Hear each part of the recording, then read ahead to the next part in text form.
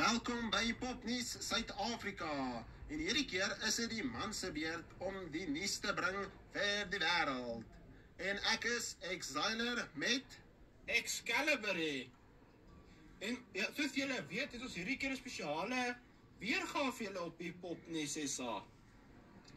Ja, Caliber, dit is 'n spesiale weergawe en hierdie keer gaan dit juis omtrent die saak om 'n wenner te kies. Shocking! Het ek nou iets dalk weggegee? Ek hoop nie jy het nie. Soos julle weet, het ons aangevra dat julle moet vir ons boodskappe stuur en toe kom ons op die einde van die dag uit 2 wenners uit. Dit is baie moeilike keuse geweest. Toe het ons wel besluit om 'n plaaslike en internasionale wenner te kies. Ja, Excalibur, en die internasionale een, gaan ek sommer maar sê vir die wêreld, dit is Dolls Rescue gewees. Het 'n baie oulike boodskapietjie vir my gegee, wat vir my baie oulik was. En wat van jou? So jy weet, ek nou maar die plaaslike wenner moet sê, hè? Die plaaslike wenner was LH One of a Kind.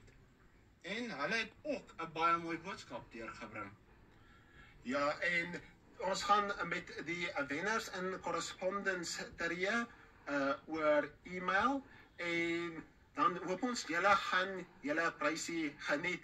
Wel geluk daarop en baie dankie ook vir al die ander ouens wat boodskappe gestuur het, want dit was regtig 'n baie moeilike keuse geweest. Ons waardeer almal van julle en juist vir hierdie 100 subscribers is dit sommer iets spesiaals en ons is baie bly dat ons gekies was ook om die goeie nuus vir julle te bring. Alkom, dit is op Popnuus uit en ek hoop julle almal het 'n lekker en 'n geseënde dag verder. Exiler uit. Exit.